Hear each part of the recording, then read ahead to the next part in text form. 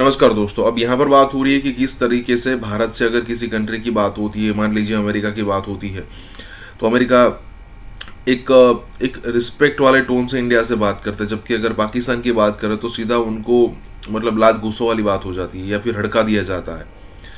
अब यहाँ पर बेसिक डिफरेंस पता नहीं इनको क्यों नहीं पता, लेकिन बेसिक डिफरेंस यहाँ पर यही है कि पाकिस्तान जो है वो सालों से मतलब पिछले 75 सालों से उसी चीज़ पर निर्भर कर रहा है कि अमेरिका पैसा देगा और पाकिस्तान चलेगा, पाकिस्तान की इकोनॉमी चलती रहेगी। अब ज़रा देखिए कि उस कंट्री की इकोनॉमी या फिर उस कंट्री का शेयर मार्केट उसी चीज़ को लेकर ऊपर आ जाता है कि उसको कर्जा मिल गया। क्या इंडिया में कभी ऐसी न्यूज़ हो सकती है कि भाई इंडिया को कर्जा जो लेना चाहता था वो मिल गया तो शेयर मार्केट अब चला गया? हाँ, ये हो सकता है कि किसी भी बड़ी चीज़ में इन्वेस्टमेंट में कोई बाहर का इन्वेस्टर आकर वहाँ पर इन्वेस्ट करेगा तो हो सकता है, लेकिन वो एक अलग चीज़ है। हम ऐसे पाकिस्तानी कंट्री में मतलब, और अब तो अमेरिका का कोई काम भी नहीं बचा, ना ही अफगानिस्तान के अंदर उनको रुकना है, ना ही वहाँ से रशिया को भगाना है। तो अब उन्होंने जिस हिसाब से पहले वो पैसे वाली मदद किया करते थे, अब वो पैसे वाली मदद भी नहीं मिलती पाकिस्तान को। और इंडिया जो है मतलब पाकिस्तान जो है वो भीख पल पलता है, इंडिया जो है बिजनेस करता है। तो इसीलिए जो कह रहे हैं ना कि टोन अलग है अमेरिका का बात करने का, वो डेफिनेटली होगा।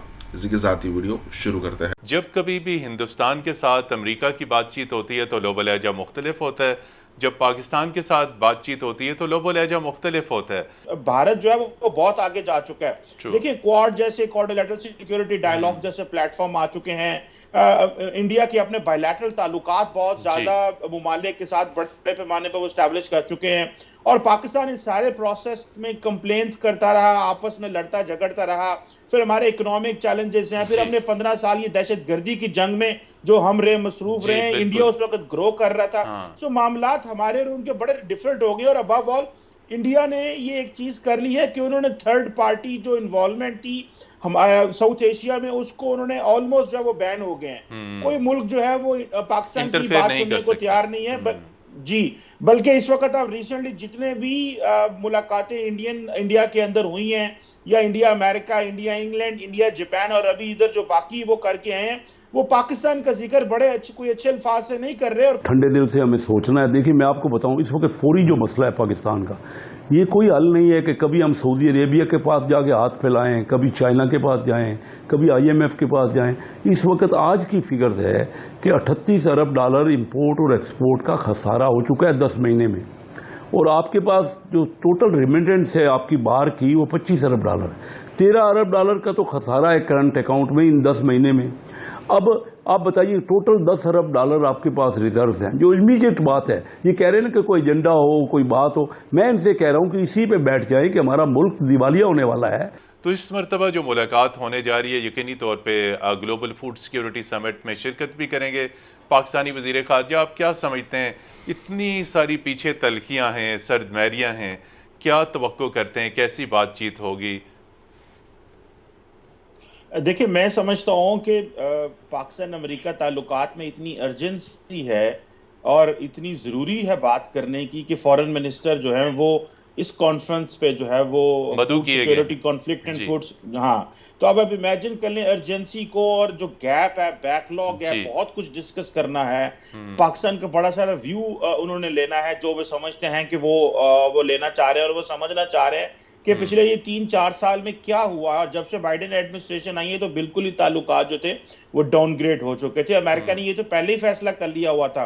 और मजे की बात है, इस सारे प्रोसेस में यहाँ स्टेट डिपार्टमेंट छोटी सी ब्रीफिंग स्टेटमेंट देता था, या जो है वो व्हाइट हाउस देता था। कभी कोई बड़े पैमाने पे कोई स्टेटमेंट कभी यहाँ से पाकिस्तान पे नहीं आई है। हाँ, अभी जारी बात है, एजेंडा बहुत बड़ा है। वो देखना चाह रहे हैं कि पाकिस्तान किस लेंस में आगे जाना चाह रहा है। और उनको पता है कि जो सीरियस स्टेक होल्डर्स हैं पाकिस्तान में, वो समझते हैं कि ताल्लुकात किस चीज़ के हैं, किस तरह आगे लेके जाने हैं। कि अब जो है ताल्लुकात हकीकत पसंदाना अंदाज में आगे बढ़ाना होंगे, तो आप समझते हैं कि जो एतमाद मजरूह हुआ पाक अमेरिका ताल्लुकात में, जो पिछली हुकूमत के दौरान सबसे बड़ा जिसे कहते हैं कॉन्फिडेंस ब्रीच, तो ये कॉन्फिडेंस दोबारा बिल्डअप हो पाएगा? चूँकि बहुत ही स्ट्रेटेजिक लेवल के ताल्लुकात हैं पाकिस्तान अमेरिका के।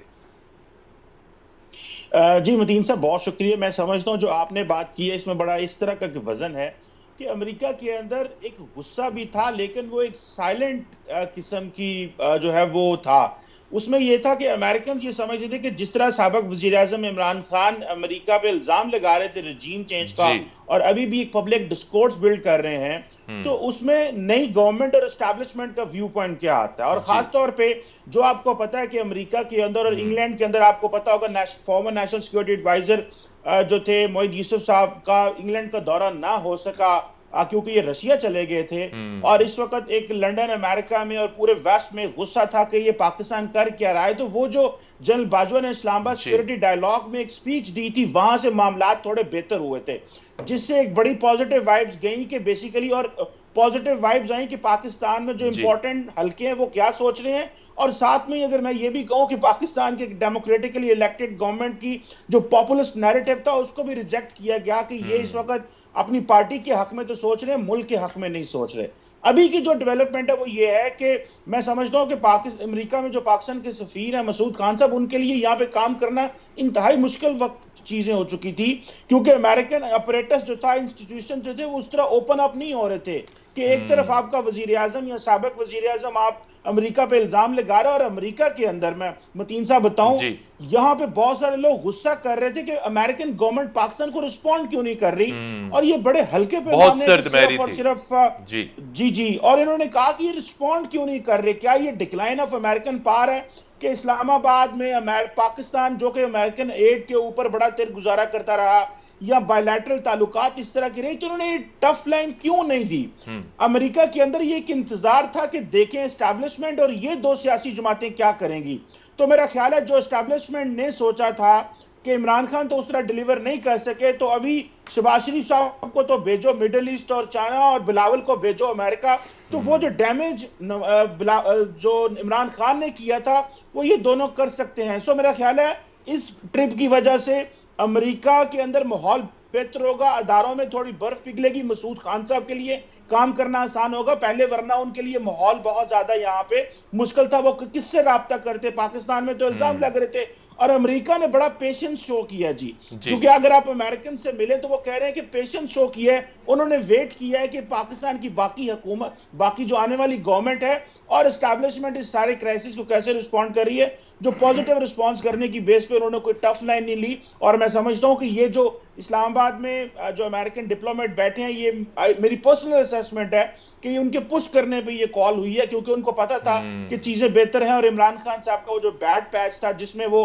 अपने इलेक्शन जीतने और अपने आप को सियासी तौर पे जिंदा रखने के लिए पाक अमेरिका ताल्लुकात खराब करके चले गए, आइंदा आने वाली हुकूमतें ऐसा कुछ नहीं कर रही। ये कितना मुमकिन होगा हमारे लिए कि हम बैलेंस बरकरार रख सकें पाकिस्तान के वाशिंगटन के साथ ताल्लुकात में और साथ साथ बीजिंग के साथ ताल्लुकात में, चूँकि पाक चाइना ताल्लुकात के हवाले से भी यकीनी तौर पे अमेरिका के बहुत तहफ़्फ़ुज़ात होते हैं। जी डॉक्टर साहब। जी देखिए, इसमें 3 महरक़ात हैं जो कि जिसकी वजह से हमारी एक नेशनल सिक्योरिटी कंपल्शन है कि हम एक बहुत क्लियर एक मल्टीपोलर वर्ल्ड में एक साइड नहीं ले सकते। देखिए, यूक्रेन का तनाज़ा है, वर्ल्ड ऑर्डर में तब्दीलियाँ आ रही हैं, अमेरिका और चीन के दरमियान भी मुखासमत में इजाफ़ा हो रहा है, तो हमारे जो माशी और जो सलामती के उमूर हैं वो किसी एक रियासत के साथ कंप्लीटली उस पर डिपेंडेंट नहीं है, जिसकी वजह से हमारी ये नेचुरल कंपल्शन है और नेशनल इंटरेस्ट है कि हम तमाम बड़ी ताकतों के साथ, चाहे वो स्टेटस को पावर्स हैं, रिसर्जेंट पावर्स हैं या इमर्जिंग पावर्स हैं, उनके साथ bilaterally case to case basis पे पार्टनरशिप्स बनाएं। तो अमेरिका चूँकि बदस्तूर दुनिया के जो आलमी निज़ाम है, जो बैनुल-अक़वामी बरादरी और मल्टीलैटरल इंस्टीट्यूशंस हैं, उसमें सबसे ज़्यादा इन्फ्लुएंस एक्सरसाइज करता है, तो हम चाहते हैं कि उसके साथ एक कंस्ट्रक्टिव, मल्टी डायमेंशनल और एक मैच्योर रिलेशनशिप रखें। तो ये जो जिस तरह मेरे साथी ने पहले भी बात की कि एक स्ट्रीट पॉलिटिक्स के ज़रिए, एक इमोशनल रेट्रिक के ज़रिए इतने इम्पॉर्टेंट क्रिटिकल रिलेशनशिप को आई थिंक हैंडल नहीं किया जा सकता। और आई थिंक कि जो नई लीडरशिप आई है उसने इस विजडम, ऑप्टिमिज़म और मैच्योरिटी का मुजाहरा किया है। तो मैं ये समझता हूँ कि देखिए, भारत के हवाले से भी मैं समझता हूं कि वक्त गुजरने के साथ साथ जैसे जैसे दुनिया में तब्दीलियां आएंगी तो अमेरिका को भारत की जो सिक्योरिटी कमिटमेंट टुवर्ड्स चाइना है उसकी भी लिमिटेशंस का इदराक होगा। और साथ ही साथ अफगानिस्तान की सिचुएशन में भी तब्दीली आ रही है मतीन साहब, तो मैं समझता हूं कि टेररिज्म का मामला और रीजनल सिक्योरिटी के हवाले से भी अमेरिका का जो इंटरेस्ट है इस खित्ते में मज़ीद बढ़ेगा।